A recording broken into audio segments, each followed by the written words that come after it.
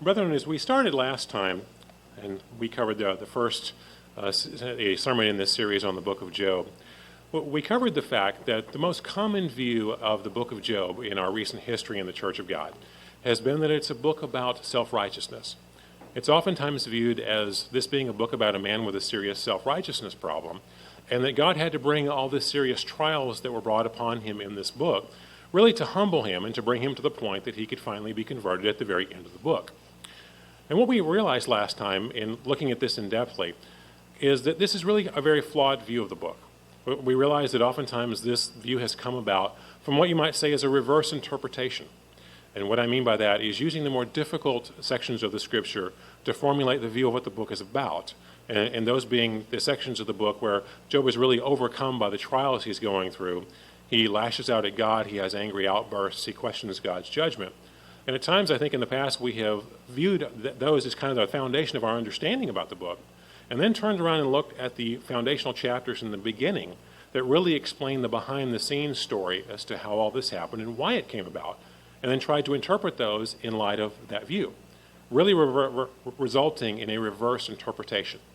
Because, basic biblical interpretation, as we talked about last time, is we have to use the basic, simple, straightforward, easy-to-understand scriptures as a foundation to help us figure out the difficult, harder-to-understand scriptures. Otherwise, we wind up with very, skewed conclusions. And when we look at it this way, it becomes very clear to us that this book was not written because of this man's sins. These trials were brought upon him more because of how righteous he is. That's what the book makes very clear to us in the beginning.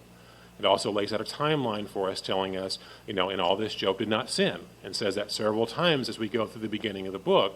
So it makes it very clear that his questioning of God's judgment was a reaction to a trial and not a pre-existing condition. It wasn't a cause. In other words, we saw last time, elementary cause and effect requires, for a cause has to predate the effect. And in this case, it didn't. And in fact, Job's friends even argued that this was brought upon him because of sin. God made it very clear that they were wrong. So we saw last time that this was a very skewed view of things. And that's kind of where we left off last time. And I mentioned last time that when we started back on part 2 here, we're going to cover two major aspects. And one is a context in which to view Job's trials, all that he went through, to really view the statements, the difficult scriptures, where he's having his angry outbursts against God, and he's questioning God's judgment. Because oftentimes those words get analyzed and really taken out of context and viewed as if they happened in the context of our everyday trials. We're going to look at a context in which to view those properly, and then we're also going to look at this idea of the providence of God. In other words, God's right as the Creator, as our Lord, to take us through difficult trials when He deems it necessary for our ultimate benefit. Even when that's not as a result of sin, that's not a matter of punishment, but it's something that He deems in His wisdom that we need to go through for our ultimate development. And the fact that we should trust Him, in having that judgment and humbly obeying and submitting to that, even when we don't understand why. So those are the two major things that we're going to look at today. And if you want a title for today's sermon, it's a fresh look at the book of Job, part 2. Because again, it's the second in a two-part series, and picking up where we left off last time. So to start off with, I mentioned that we're going to look at a proper context in which to view his outbursts, some of the more difficult statements that he made in this book. And because this is oftentimes viewed as a book being in the context of self-righteousness, let's first of all look at what the Bible tells us is a picture of self-righteousness. We looked at the scripture last time, but turn with me over to Luke chapter 18. This is a scripture we reviewed last time in part 1. We're going to look at this again, though, just to get an accurate view in our minds of what a real self-righteousness problem looks like. So we can kind of have this in mind as we start looking through Job's situation in detail and kind of compare this. It'll get us a more accurate view. We're going to start in Luke chapter 18. We'll start reading in verse 9. So then he spoke this parable to some who trusted in themselves that they were righteous. In other words, Christ gave this parable to teach us about self-righteousness. And what always comes with this? And despised others. Notice that these two always come together. It's a kind of a two-pronged issue. It's trusting in self that one is righteous, and the other is despising other people, pointing out and condemning others. And now let's also notice what this actually looks like in the example given. We read in verse 10, And 2 men went up to the temple to pray, one a Pharisee and the other a tax collector. And the Pharisee stood and prayed thus with himself, God, I thank you that I am not like other men, extortioners, unjust, adulterers, or even as this tax collector. Well, I fast twice a week and give tithes of all that I possess. He's standing here in the temple, doing what we would call today beating his chest, telling everybody how righteous I am. And then let me tell you how bad this Pharisee over here, this tax collector over here is. Now, notice, again, we have the two aspects here. One, he's trusting in himself, he's righteousness. The other, he's pointing out and putting down others. As we pointed out last time, self-righteousness doesn't make him less likely to see and point out the sins of others. It makes him more likely to see and point out the sins of others. But also, let's notice the greater context of how this happened. In the example we're given here, the Bible doesn't give us any reason to think this is anything other than a normal average day for this Pharisee. There's no extreme circumstances here. He just happens to be standing in the temple on a normal average day, and this is his behavior. In other words, this is his normal MO, as we call it, his method of operation, of how he goes about living his life. There's no extreme circumstances hanging here. Also, the tax collector that he's kind of pointing out and jabbing at and showing his despising for, the Bible doesn't give us any reason to believe there's any negative history here. In other words, this tax collector hasn't provoked him. Nothing's happened here, as this story has laid out, to make us think there's any extenuating circumstances there. This guy just happens to be standing in eye shot, and is pointed out and picked on. So if you think about that in terms of what this looks like, we're going to see a strong contrast when we start going through Job's story, and what his everyday life was like, versus this particular picture. Because this is what a real self-righteousness problem looks like. If you want a poster child for the problem of self-righteousness, it's the Pharisees. It's not Job. But now let's turn around now and look in detail at Job's story. I'll turn back to Job chapter 1.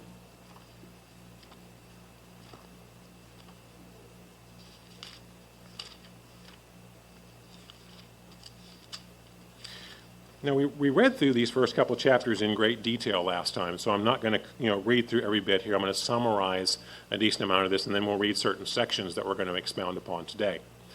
But as we all know, the story starts off, and God tells us what a righteous man Job is. That he's a blameless and upright man who fears God and shuns evil. Repeats that numerous times. He even tells us that Job is the most wealthy man in the East. And he basically describes the flocks, the ranch that this man had to have and the farm he had to have to support all of this had to be huge. His animals total around 11,000 if you just add up all the numbers of the flocks that he was dealing with. As we'll see even later, it refers to his oxen when they are killed, they're plowing. That means he has a farm. So he has a farming operation and a ranching operation that are huge. I think it's also important to notice in this, to have an operation that handled that many animals, that he's running all of this, he had to have a staff of at least hundreds, if not thousands, that actually worked for him to be able to manage and handle this whole operation in dealing with this. He was a very wealthy man. To put it in modern day terminology, to kind of equivalent to our world today, he was the Bill Gates or the Donald Trump of his time in terms of his wealth and his financial standing. So let's think of that in that context as we go forward in this. And as we know in the story last time, God actually challenges Satan. He goes to him and says, have you noticed my servant Job, most righteous man on the planet? And basically kind of challenges Satan to a duel here. Satan's response is, well, God, Job only obeys you because you're good to him. You've made life wonderful for him. You've blessed him. You've made him rich. Everything is going good for him. Of course he obeys you. Make life painful and difficult for him. Make it hard. And then you'll see him turn. He'll curse you to your face, and he'll walk away from you. And God says, okay, I'll take you up on it. You can go after everything, just don't touch his health yet. You can touch anything else that he has. Now let's pick up the story in verse 13 and see the details of what happens from there. Now there was a day when his sons and daughters were eating and drinking wine in their oldest brother's house. And a messenger came to Job and said, the oxen were plowing and the donkeys feeding beside them, when the Sabaeans raided them and took them away.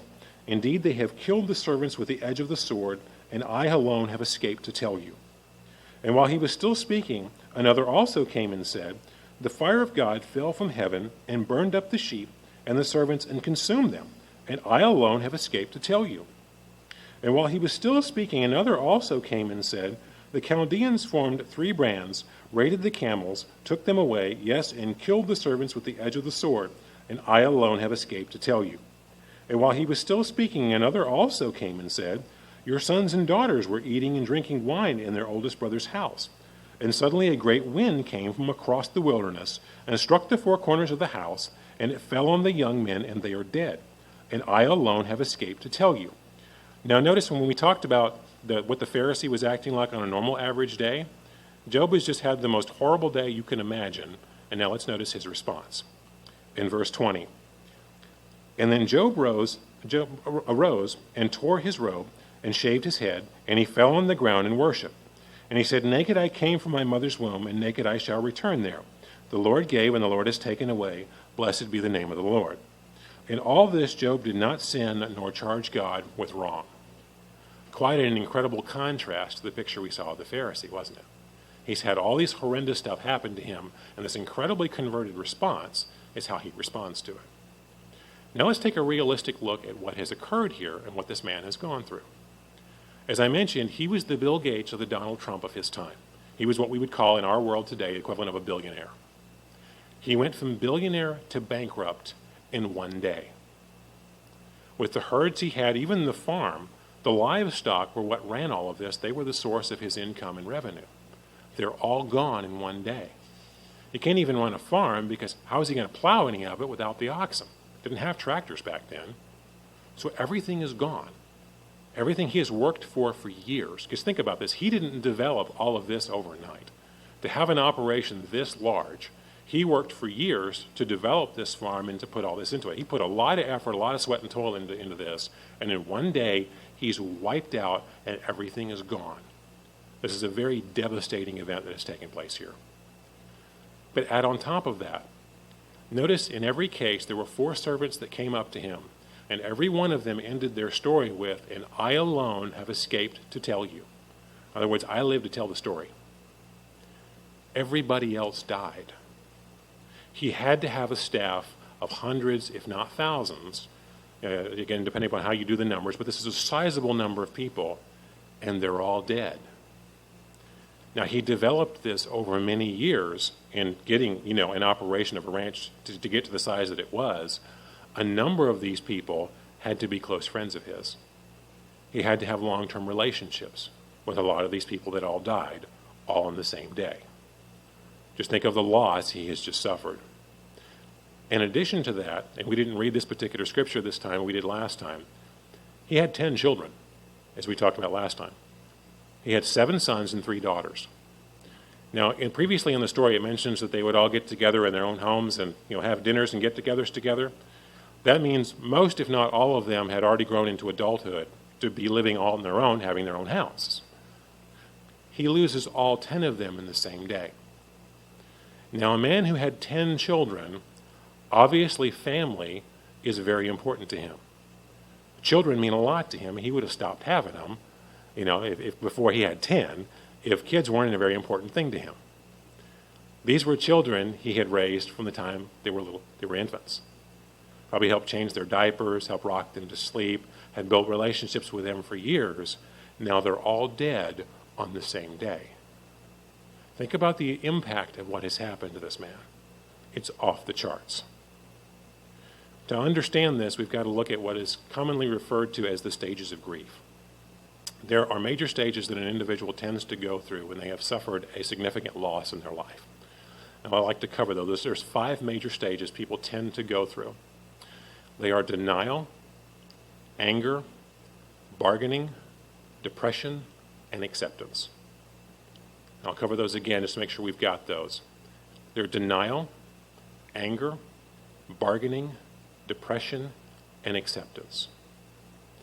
Now realize as we look at this whole process here, people grieve differently. These are major stages that people tend to go through. But it's not a matter of everybody goes through the same thing. It's not a cookie cutter situation where, people start at stage 1 and they go to 2 and 3 and then they work all the way to 5 and then they're okay with it. It doesn't work like that. Not everybody goes through every stage. How people grieve can depend upon the kind of, the relationship they had with the person they lost, their personal background, their individual personality. Lots of factors can play into how someone deals with a loss. It's also not a linear process either.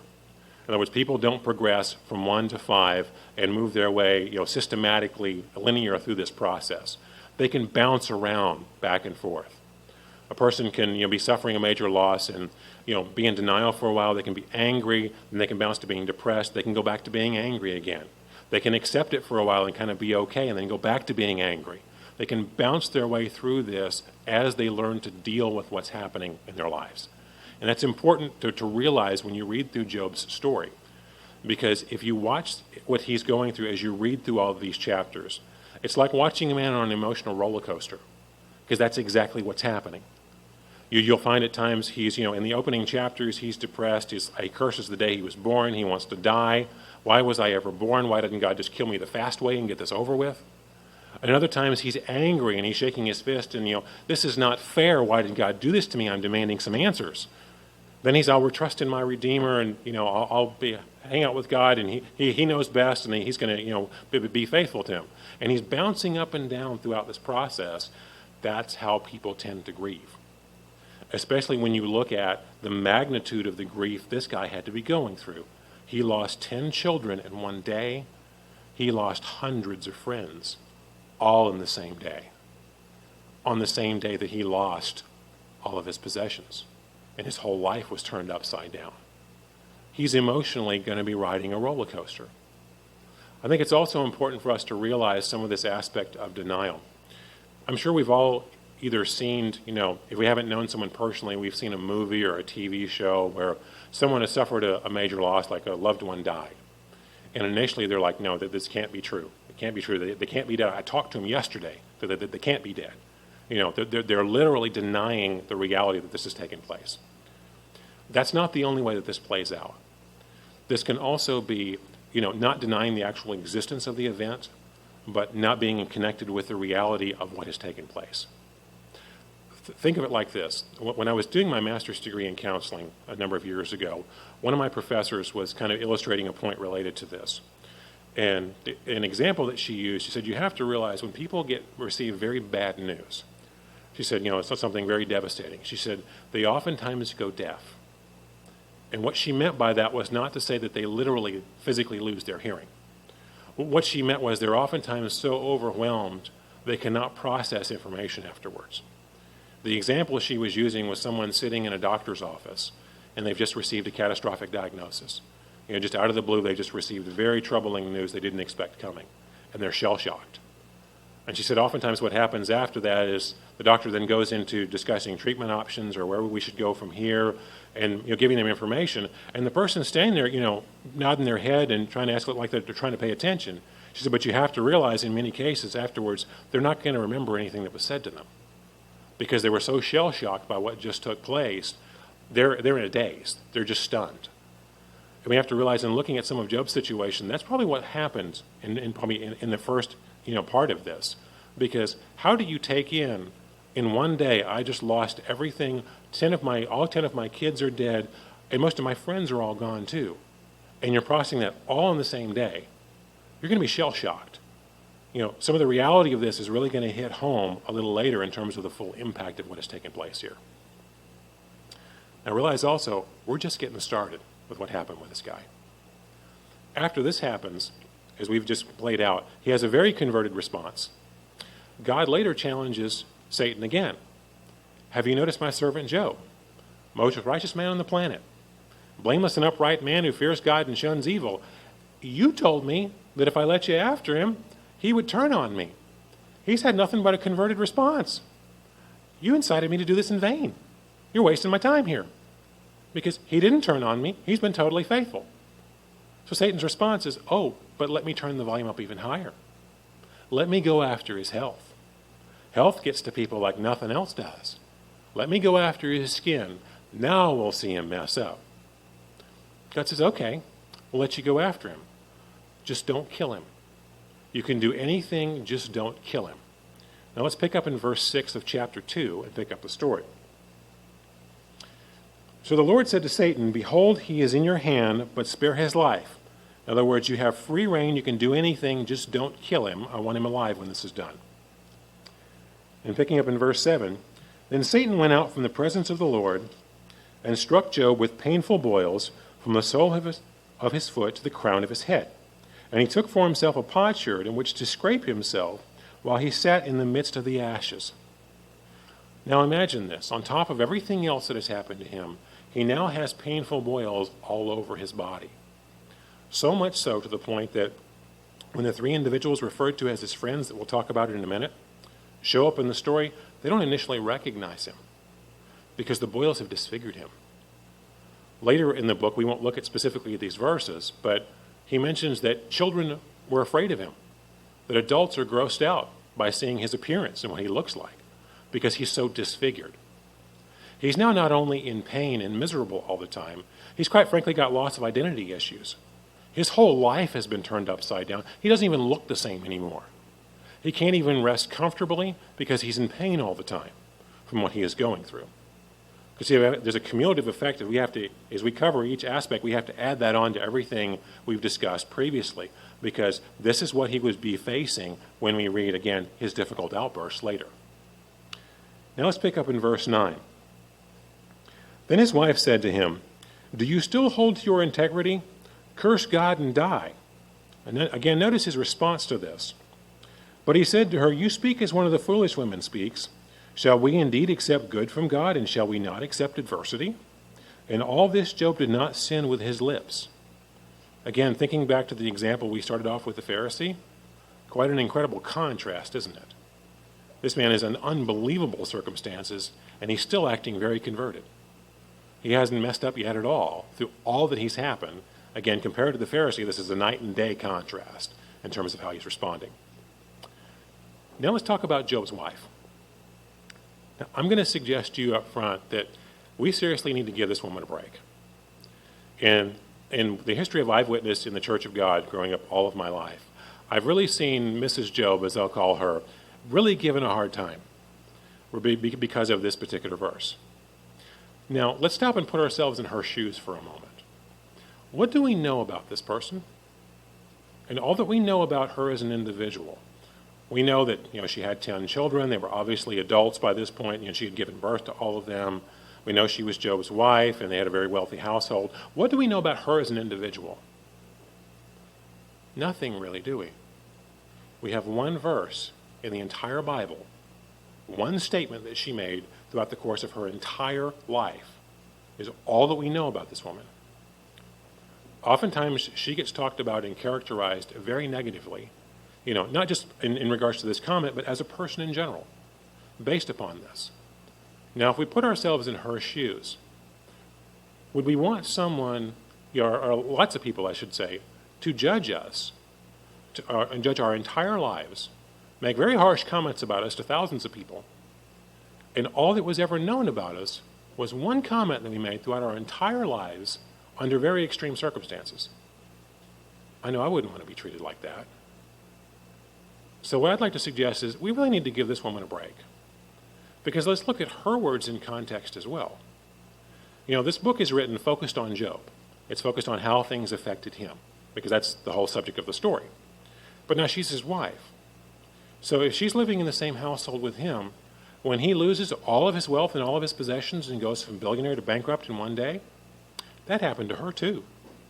That was her whole standard of living, and her whole way of life just got turned upside down. When all of the servants, all the employees get killed, she had relationships and friendships with all those people as well. She's had all of this happen to her in grieving. And more importantly, she's a mom who lost 10 kids in one day.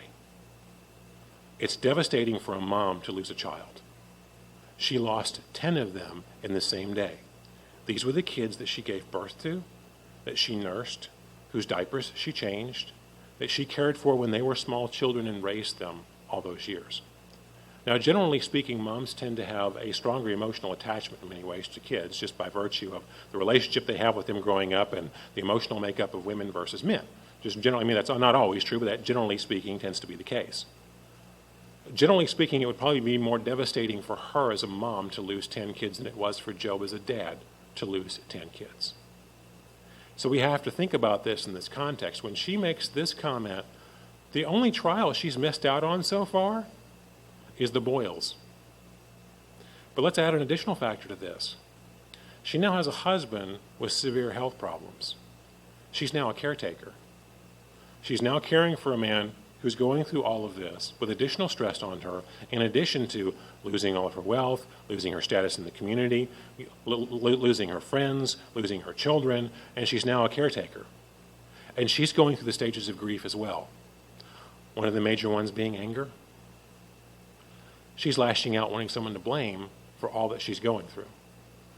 Now, yes, did Satan get to her and use her as a tool, to poke at Job? Sure he did. Where did she get the idea to say the exact words of curse God and die? When that's Satan's exact objective that he lays out in the beginning of the book, what he's trying to accomplish. Obviously, Satan got to her and is using her as a tool to poke Job. But if we look at that in context, we have to also give this woman a break for all that she was going through when this happened. Now let's also look at the subject of Job's friends. Or I should say more accurately, the individuals referred to as his friends in this book, and we're going to get to why I keep saying that. Let's read in verse 11. Now when Job's 3 friends heard all this adversity had come upon him, each one came from his own place, Eliphaz the Temanite, Bildad the Shuhite, and Zophar the Naamathite, for they had made an appointment together to come and to mourn with him and to comfort him. We're going to come back to that in a moment. But now, if you're like me, like I said, I've been a fan of this book since I was a teenager and have read through this many times. And it always troubled me for many years looking at this as to why the Bible would refer to these guys as his friends. Because as we looked at last time, the way they treated him was abominable. If you really look at how they acted and how they because as soon as they start talking, as we're going to look at later, it's nothing but accusations and railing and preaching at him. They're not really trying to comfort him at all. But if you look at this, you think, well, why does the Bible refer to him as his friends? Because I know myself, when I use the term friend, that tends to come with an implied, meaning in that I have a fond relationship with this individual. I value the company of this individual, and that also comes with an implied meaning of kind of how they treat me. Because I don't tend to consider people that treat me the way these guys treated him to be my friends. Well, to clarify some of this, let me share with you the definition of what the Hebrew word translated as friends here actually means, because this sheds a lot of light on this subject. Now, in verse 11 here, the word friend is translated from the Hebrew word reya, and it's transliterated as R-E-Y-A. It's reya. Strong's number 7453. And according to the Complete Word Study Dictionary of the Old Testament by Warren Baker, here's how it's defined. A masculine noun meaning another person. Most frequently, this term is used to refer to the second party and a personal interaction without indicating any particular relationship. It is extremely broad, covering everyone from a lover, a close friend, an acquaintance, an adversary in court, or an enemy in combat. Now, if you think of it from that context, you get a whole different idea of what this was about. The Bible's not trying to tell us that these were his close buddies. These are 3 other individuals that were brought into the story. And as we're going to see here with their actions later, they were very negative individuals in this. Because what I'm going to suggest to you today, let's remember that Satan had free reign. God told him, you can do anything, just don't kill him. What I'm going to suggest to you today is that Satan inspired these 3 men to come into this story solely for the purposes of perpetrating what is called secondary victimization. And I'm going to explain that term in a moment. But again, let me tell you, Satan inspired these 3 guys to come into this story for the sole purposes of perpetrating secondary victimization. Now, that's probably a term you're not familiar with, so let me explain what I mean by that. Secondary victimization is a term commonly used in the mental health industry. And let me give you kind of an example of how this typically plays out. And I think as you see this example, you'll see the parallels between what these guys did. Here's a common example of secondary victimization. Let's say we have a little girl. She's a child. And unfortunately, this little girl is being molested. She's being sexually molested by her father. She's receiving kind of the ultimate betrayal in abuse. And typical of an abusive situation like this, the father as the abuser intimidates her. Tries to tell her that she can't tell anybody about this because nobody would believe her, and tries to scare her and intimidate her that she can't reach out and tell anybody what's going on because, of course, he doesn't want his actions to come to light. Well, the little girl goes along with this for a while, but one day she gets up the guts to reach out and try to tell somebody. So she goes and she tells her mom. And she tells mom what dad's doing to her and what's going on. But unfortunately, in this situation, Mom doesn't believe her. Mom gets mad at her and accuses her of making up stories about Dad, and disciplines her for it and gets on her case. Gets furious at her and really sides with Dad. Now the little girl who's being abused is suffering secondary victimization. The mom was not the perpetrator of sexual abuse, but she was in the role of someone who should have been the comforter, who should have been there to help her and to be an aid to her through this. And when she reached out for help, she got further isolated and she got further turned on. And it took all this to get the guts to reach out for help, to tell somebody what was happening. And now the person that she's reaching out to for help further isolates her because now she's thinking, well, now where do I go for help? Because Mom didn't believe me. And she feels completely isolated with nowhere to turn to. That's secondary victimization. And that's, there's a number of ways that this could play out, but I think that gives you a good idea of what I'm referring to here. Now, notice I mentioned when we talked about Job's three friends here, when we read verse 11, it says they came to comfort and to mourn with him. So in other words, they're coming under the guise of, we're here to be your help. We're here to comfort you, to help you through this situation. But the only thing that these three guys did right was when they got there, they shut up for 7 days. That's about the only thing that they did right. Because as soon as they open their mouths, what happens? We covered several examples of it last time. They immediately start preaching at him. They tell him that bad things don't happen to good people, and this is all just a result of his sins. Yeah, that's real comforting words right after you've had all this happen to you. Bildad goes in and tells him that his kids probably died because they were sinners, and God was just punishing them for that. Eliphaz just, completely goes all out, accuses him of taking bribes, of mistreating widows and the fatherless, and just accuses him of everything under the sun. These guys basically, gather around him and take turns kicking him, verbally speaking, in terms of psychologically how they affected him. Now, research shows that when you look at secondary victimization, it's very damaging to the victim. When someone is reaching out for help and then they're further interrogated or attacked or however exactly it plays out, it can be very psychologically damaging. In some cases, it can be equally damaging as the original event was itself.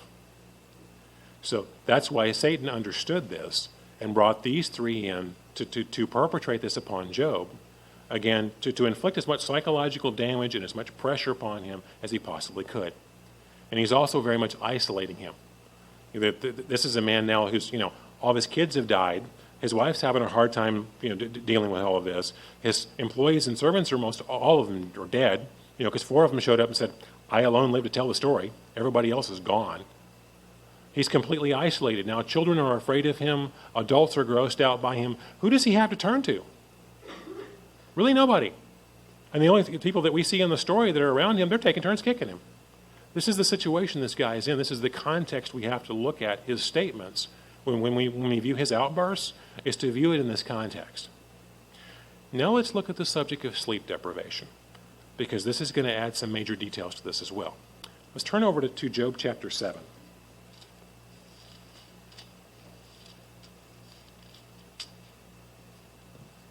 It's Job chapter 7. We're going to start reading in verse 3. So I have been allotted months of futility. Now let me stop here for a moment and notice we are now in chapter 7. There's 42 chapters in this book. And he is referring to this has gone on for months already. Now the Bible doesn't tell us exactly how long this whole ordeal lasted, but I think it's important for us to note here we are in chapter 7 of a 42 chapter book, and he's saying that this has gone on for months. Let's pick up back up in verse 3. And wearisome nights have been appointed to me. When I lie down, I say, when shall I arise and the night be ended? For I have had my fill of tossing till dawn. In other words, he's not sleeping. Let's flip over to verse 13 in the same chapter, just over the page in my Bible. It says, when I say, my bed will comfort me, my couch will ease my complaint, you scare me with dreams and terrify me with visions, so that my soul chooses strangling and death rather than my body. I loathe my life. I would not live forever. Let me alone, for my days are but a breach. Now, if you think about this, he's saying this has gone on for months. He's had months of sleep deprivation. And if you can look at what all he's going through, it's no real big surprise why. With all the loss he's gone through, all the grieving he's going through painful boils. He can't even lay comfortably. And the only people he's got around as quote-unquote comforters, or as he describes them, they're miserable comforters, because all they're doing is taking turns kicking him. With all the stress he's under, it's no surprise he can't sleep at night. And he's saying that, he can't hardly sleep, but when he does sleep, he has nightmares. So he's not getting any meaningful rest as this is going through. And to understand how this impacts the whole overall story here, we need to look at how sleep deprivation affects the brain and our emotional makeup. Because this will add a lot of light when we start to look at, his emotional outbursts and why this happened. Now, to shed some light on this, I'd like to read from you a couple of excerpts from articles I pulled off the internet on the subject of sleep deprivation. And for time's sake, I'm just going to read some excerpts from some of these. But this first one comes from a website called sleepapneaonline.com. And the excerpt I'm going to read is under the heading of the emotional effects of sleep deprivation. It says, doctors may focus on the physical and mental symptoms of sleep deprivation, but there's also significant emotional symptoms as well, which, as any sufferer will know, can take a severe toll on personal relationships and safety. Emotional problems associated with sleep deprivation are increased stress and anxiety, even panic attacks, a more pessimistic attitude, extreme sadness, and in severe cases, depression, extreme or uncontrolled anger, that should sound familiar in Job's case. Sleep deprivation is one of the major causes of road rage. Hallucinations and even temporary insanity can occur from a lack of REM sleep, or what's often referred to as rapid eye movement sleep. It's the deeper form of sleep our body needs and our brains need to recharge. If you've never seen that in a human, I'm sure you've probably seen it in a pet. While watching a cat or a dog sleep, and you see their eyelids are twitching and their paws are moving, that's REM sleep. Humans do that as well. Now, another article I'd like to quote from, this comes off of a website called biologynews.net. It's an article entitled Sleep Deprivation Causes an Emotional Brain Disconnect, and it's dated October 23rd, 2007. It says, without sleep, the emotional centers of the brain dramatically overreact to negative experiences, reveals a new brain imaging study in the October 23rd issue of Current Biology, a publication of Cell Press. The reason for the hyperactive emotional response in sleep-deprived people stems from a shutdown of the prefrontal lobe, a region that normally keeps emotions under control. Now notice what it just said here. It says our prefrontal lobe of our brain is what keeps our emotions under control. And if we go long enough without sleep, that part of the brain tends to shut down. That's what it's saying. Now, picking back up on the article, the new study from the Harvard Medical School and the University of California, Berkeley, is the first to explain at the neural level what seems to be a universal phenomenon, that sleep loss leads to emotionally irrational behavior, according to the researchers. The findings might also offer some insight into the clinical connection between sleep disruptions and psychiatric disorders. This adds to the critical list of sleep's benefits, said Matthew Walker from the University of California, Berkeley. Sleep appears to restore our emotional brain circuits, and in doing so prepares us for the next day's challenges and social interactions. Most importantly, this study demonstrates the dangers of not sleeping enough. Sleep deprivation fractures the brain's mechanisms that regulate key aspects of our mental health. The bottom line is that sleep is not a luxury that we can optionally choose to take whenever we like. It is a biological necessity, and without it, there is only so far the band will stretch before it snaps, with both cognitive and emotional consequences. Now, skipping down in the article, we had predicted a potential increase in the emotional reaction from the brain in people deprived of sleep. But the size of the increase truly surprised us, Walker said of the study's findings. The emotional centers of the brain were over 60% more reactive under conditions of sleep deprivation than in subjects who had obtained a normal night of sleep.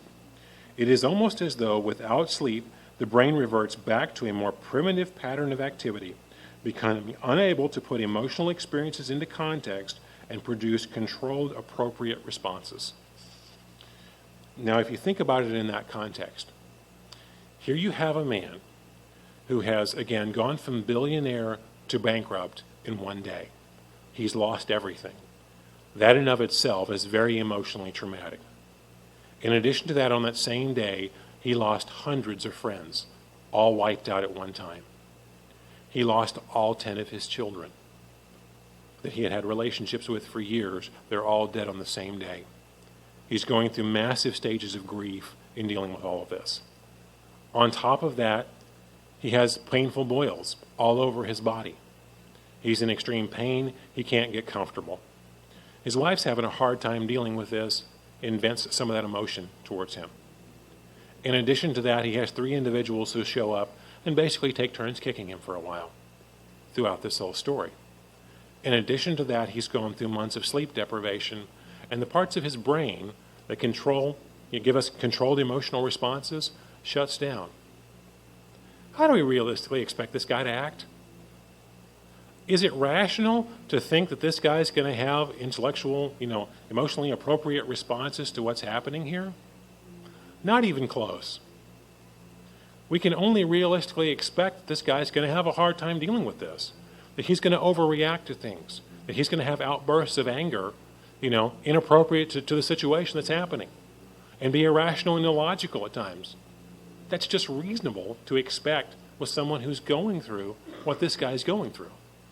Now, I'm not trying to say that he's totally not responsible for any of his choices and his behavior. God obviously corrects him later and he repents of that.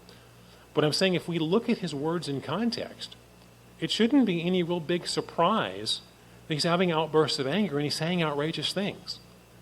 That's what you should expect from someone in this situation. That's kind of normal. In fact, if we look at this in the context of all that has happened, what should really kind of be mind-boggling for us, you might say, is not that this guy had outbursts of anger and he shook his fist at God and got irrational through all of this. It's that at the end of the book, when God corrects him and says, Job, you shouldn't be questioning my judgment, he's still in this state when he repents. When he tells God, I said things I didn't understand, and I'm just going to shut up, God, and do it your way. He's still in this state because it was after all of that God takes all this away. In fact, in addition to that, the 3 guys who stood around kicking him and taking turns just preaching at him and accusing him of all sorts of ridiculous things through this whole thing, he even, at God's request, prays and asks for their forgiveness and is willing to forgive them from all this. He's still in this state. He still has all the boils. He's still sleep deprived. He's still going through all this when he has the character to do that. That's what should shock us. That's what we should look at and go, wow, how do I wrap my mind around that one? It's not really a big surprise that he had outbursts of anger. I doubt any of us could even handle what he went through, let alone respond to it anything close to as well as he did. And to have the kind of response that he had. But as I mentioned before, we have to view these words in the context, because what very often happens is his words are read, and we go through chapter after chapter of all the going back and forth between Job and his friends, and it's easy to forget the context of how all this came about. And then you just read these outlandish comments this man's making, and is shaking his fist at God, and is questioning God's judgment in all of this, and think, wow, this is the most arrogant guy I've ever seen. Well, if he said those things under normal, everyday circumstances, he would be the poster child for arrogance. That would be unbelievable that someone was making these comments under normal, everyday circumstances. But he didn't make these comments under everyday, normal circumstances. He said this under off-the-charts duress of what he was going through. With a brain that his frontal lobe that controls his emotions was probably basically shut down. Is he going to be emotionally irrational? Yes. It's kind of unrealistic to expect anything else from him. And we have to look at that to see all of this in context, because if we do, again, we get a very different picture of all of this. Again, the surprising part is he had the maturity and the character to repent in these circumstances and to turn around and pray for the guys who were kicking him while he was down.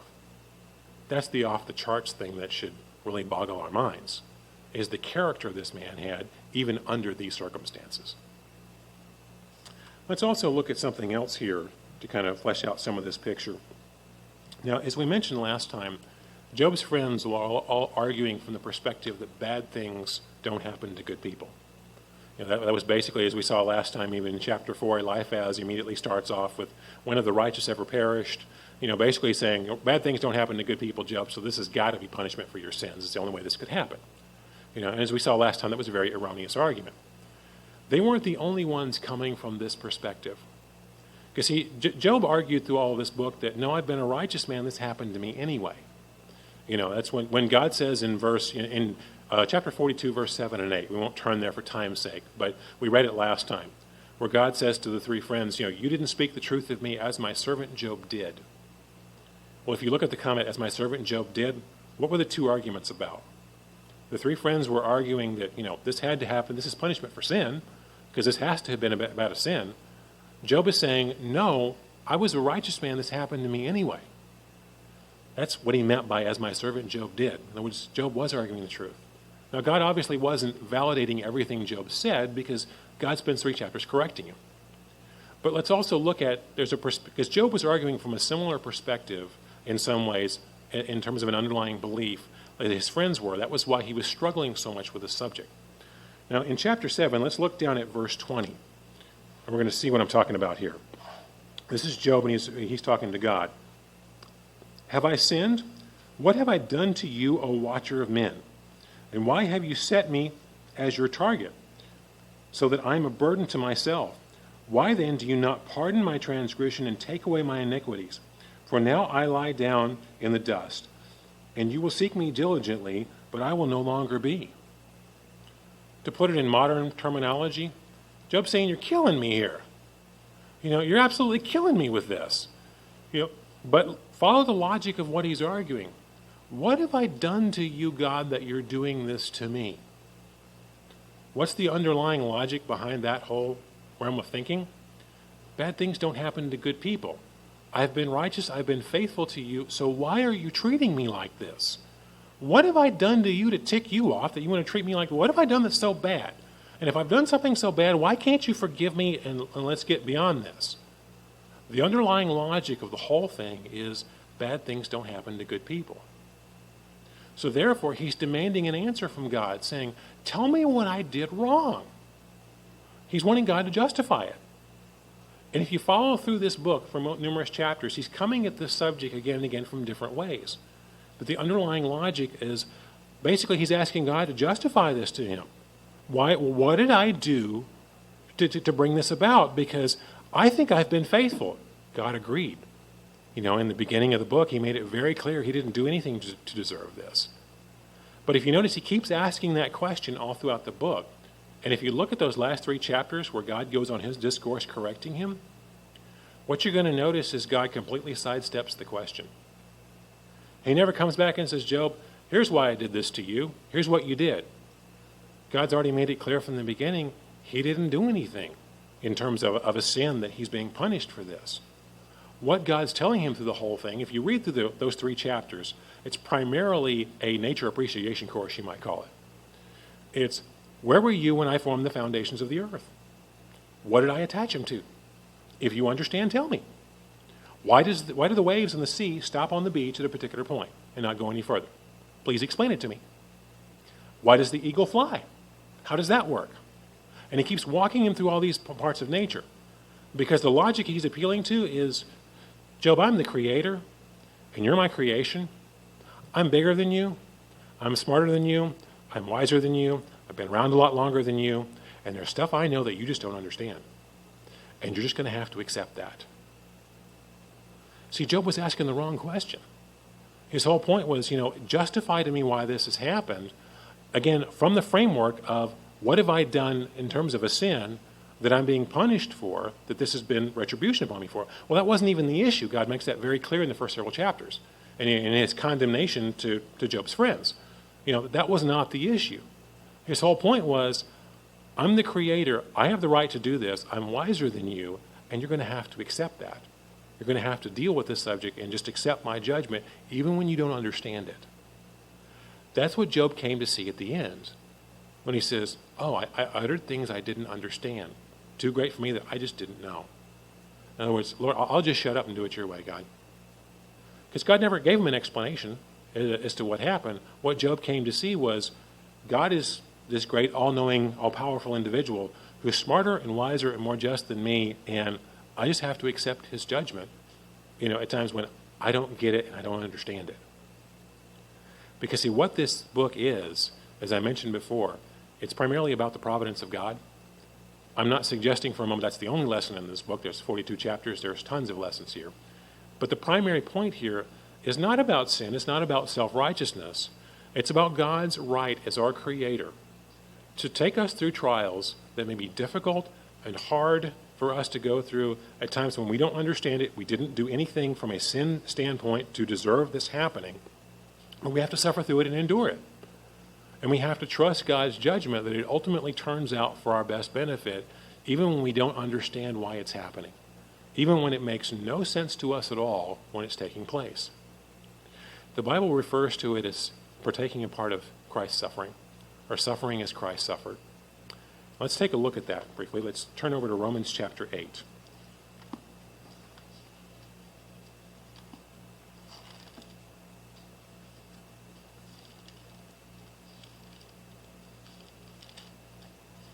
It's Romans chapter 8. We're going to start reading in verse 16. It says, "The Spirit itself bears witness with our spirit that we are children of God. And if children, then heirs, heirs of God and joint heirs with Christ." And now notice this next phrase.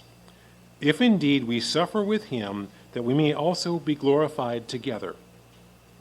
In other words, a condition of obtaining salvation, being born into God's family, is that we're willing to suffer with Christ, to take on his sufferings as well. Now, how did Christ suffer? He suffered through no fault of his own. It can't be said with any of what he went through and any of his sufferings that, well, he was reaping the ramifications, the natural results of his own sins or his own mistakes. He didn't make any. When he suffered, it was through no fault of his own. But we're told that as a Christian requirement, part of what we will have to do is suffer at times when we didn't do anything from a sin nature, aspect of sin, to deserve it in that aspect. Now, truthfully, as human beings, most of the time when we suffer, it's a result of our own bad choices. It's our own sins or our own dumb decisions, or the majority of the troubles that we have. But what this is telling us is as Christians, we're going to have times that we suffer, and we go through adversity, and we have to deal with hard trials, even when we were doing what was right. Even when we're being persecuted and when we're doing what was right in God's eyes and we're suffering anyway, and from that standpoint, you can look at it as unjust from the standpoint of, we didn't do something to deserve this. But we're told we have to patiently endure that anyway. That is a part of what we are required to do as a Christian. Let's look at this subject also in the book of 2 Peter. It tells us in a little more detail. Actually, it's 1 Peter. We're going to look at 1 Peter, the second chapter. It's 1 Peter 2. We're going to start reading in verse 19. It says, For this is commendable if of conscience sakes towards God one endures grief, enduring wrongfully. In other words, through no fault of their own. For what credit is it if when you are beaten for your faults, you take it patiently? But when you do good and suffer for it, if you take it patiently, this is commendable before God. In other words, when you patiently endure, when you didn't do anything to deserve this. It's not being punished for your sins. It just happened to you anyway, and you were doing what was right. For this, and now notice verse 21, For to this you were called, because Christ also suffered for us, leaving an example that we should follow his steps. In other words, this is how Christ suffered. He suffered through no fault of his own, and he led us an example that we should do the same thing, knowing that that's part of the contract. That's part of what we have to go through. And there are times that God decides, to test us or to refine us, and for whatever reason, that we may not understand at that time. But we're required to patiently endure that and to trust his judgment, even when at that time it makes no sense to us. And we don't know how to put it all together, because in many cases, there are times that we're going to understand fully later, maybe even after this life, why it all happened, because we're not capable of grasping it all right now. And we have to grasp that God has that perspective, and he understands and sees things in a much bigger point of view than we're able to, and we just have to trust him. That was the very lesson that Job was coming to learn in all of this. Because again, his whole point of view was, why is this happening? Justify to me from a sin standpoint why this is taking place. He was asking the wrong question. And that's why when God corrected him, it wasn't, here's all your sins, Job. It was, you shouldn't be questioning my judgment. And that's why he went into multiple chapters of, let's get this straight of who I am and who you are, and I'm a lot smarter than you and wiser than you, and you just need to trust me. Because that's how this is going to have to work. See, that's what this book is primarily about. It's about the providence of God, and it is the Bible's most thorough and primary example on taking on Christ's suffering and suffering as he did. And let me show you why I say that. Let's turn back over to James chapter 5, where we started this study. And this time we're going to start in verse 10. It's James chapter 5. And we'll start reading in verse 10. It says, "My brethren, take the prophets who spoke in the name of the Lord as an example of suffering and patience." Now it's telling us, look to these heroes of the Old Testament as an example to follow in the subject of suffering and taking it patiently. Because what happened with most of these guys, these prophets of the Old Testament, the majority of them were murdered when they were doing what was right, when they were doing what God wanted them to do, and they lost their lives anyway in doing that. But in telling us to look to these heroes of the Old Testament as the examples that we should look to in the subject of patiently enduring through the suffering we have to deal with, who's pointed out as the number one chief example, called out by name? Let's read verse 11. "Indeed, we account them blessed who endure. You have heard of the patience of Job and seen the end intended by the Lord, that the Lord is very compassionate and merciful."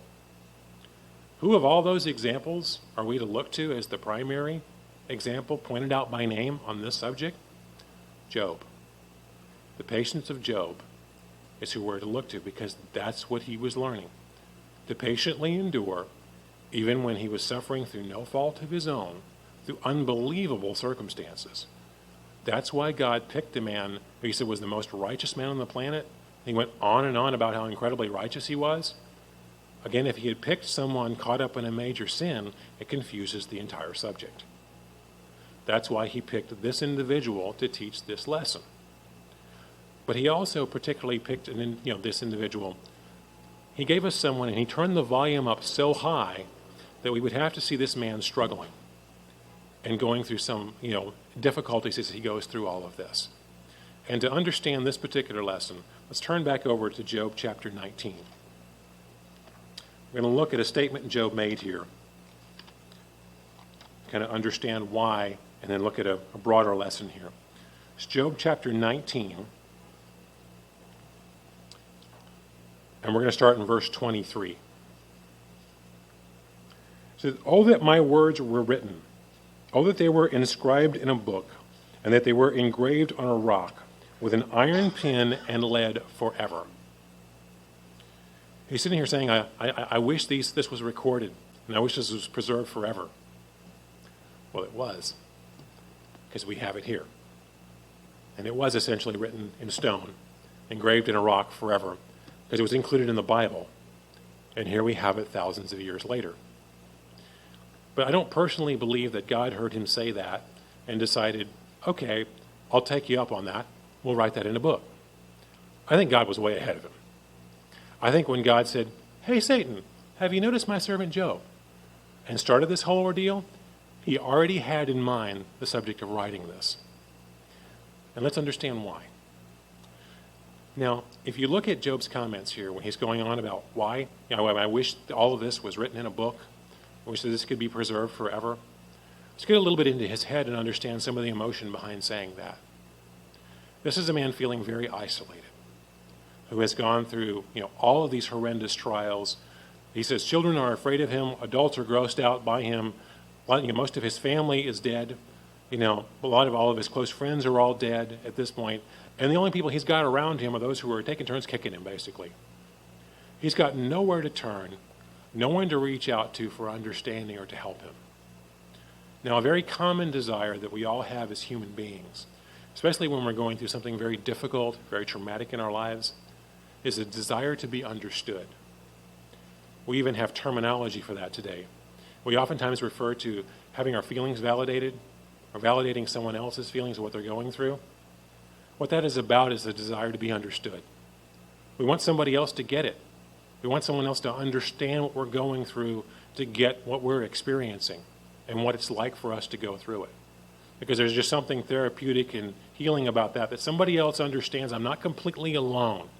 Someone gets what I'm going through. That's what Job was reaching out for. He wanted to be understood. He wanted somebody to get what he's going through. Unfortunately, in our time, he was still misunderstood, even though it was written in a book. But this was recorded as an example for us so that we could get the very thing he was longing for, the desire to be understood. See, we can all look at Christ's example, and it's a great one to look at. He's the ultimate example to follow. But Christ never messed up. We never see him making a mistake and falling down and having to eat his own words and to repent from some of it. He goes through everything perfectly. Sometimes we as human beings, we just want someone to relate to that goes through some of the same emotional struggles, who's had copped an attitude themselves in dealing with something and had to deal with it. God gave us that. He gave us 42 chapters of it, of an individual going through all of this, riding the emotional roller coaster, dealing with the feelings of abandonment and betrayal by all those around him, even feeling like God had deserted him and God was sitting up there looking at ways to kick him. Because he actually accused God of that. You're just up there thinking of ways to torture me. Because that's how he felt. Again, he was irrational through all that he was going through, but we get to see that example and to see that all that he went through when we're struggling through difficult and painful trials and we can't make sense of it or understand why. And more than that, we can see the incredible example of a man going through all of this at the same time.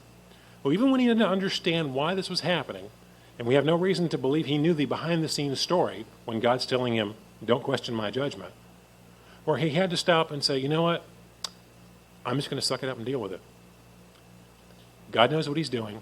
I don't understand why, but he's God and I'm the human, and I'm just going to accept his will in this and go along with it because he's smarter than me, and maybe I'll understand it someday.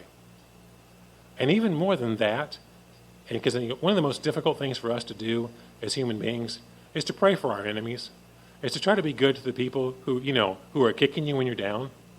That's one of the hardest things that we have to do. This guy sets an unbelievable example that through all of this, through his sleep-deprived brain and everything he's dealing with, he's willing to go pray for asking God to forgive these three morons who've been kicking him this whole time. That's character. That's an unbelievable amount of character. God gave us all that example so that we could look to that, so that we could implement that in our own lives and have someone to help us through our difficult trials. Because see, if we look at all of it, as we read earlier, as James told us, we're given an example of the patience of Job and the end intended by the Lord. Well, we have to look at the end intended by the Lord in a number of ways. Because see, in Job's situation, yes, physically, God gave him back everything he lost. He's restored to his riches and even greater riches. He's blessed with more children again. He gets back to where he was in even a better spot. But that's not even begin to tell the story. Because see, as Paul tells us, if we have hope only in this life, we are of all men most pitiable. In other words, if you've got to suffer for times that, when you didn't do anything to deserve it, and you, especially trials of this kind of magnitude, and this is your physical life, if this is all there is, man, you got the short end of the stick. So you have to look beyond that. Because look at it like this. Put yourself in Job's shoes. See, he's going to come up in the first resurrection as a first fruit. Be standing at the marriage supper over the sea of glass, witnessing the coronation of Jesus Christ and everybody else, given their crowns, and seeing all of that. And I can guarantee you when he's standing there at the marriage supper, he's not going to be thinking, man, can you believe all the crap I had to go through in my physical life and what I got put through? I got ripped off. No, I think he's going to be standing there saying, you know what? If that's what I had to go through to be here, it was worth it. Because he's going to see the end intended by the Lord. But I think he's going to see other things that he couldn't possibly have understood in his physical life either. See, his words were written in a book, and they were recorded forever. So he's going to get to talk to all the people who were touched by his story, who were there having that conversation with him. in many ways because of the example he set, being touched by his story and what he went through. And he's going to get to hear all the firsthand accounts. If you haven't guessed already, I intend to be one of those people telling him that. And I suspect I'll have to stand in line to do it. Because I think there's going to be a bunch of us there to tell that with him. And as he stands there and hears all the firsthand accounts of all the lives he touched and all the people he helped be there as a part of all of this, he will get to understand the end intended by the Lord at a level he couldn't possibly have understood as a human being. That's why we have to trust God's judgment in the overall picture, because he's seeing stuff we can't quite grasp yet.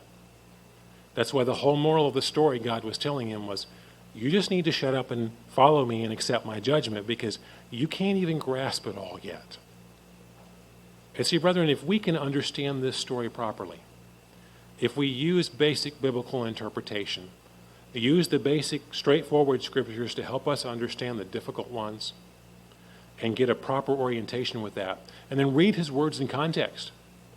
They didn't happen under everyday normal circumstances. They happened under extreme duress. And if we read that properly and properly interpret this book, then we can use it as the example it was intended to, so that we can follow that example and we can learn the lessons taught by this and practice in our own lives the patience of Job and the end intended by the Lord.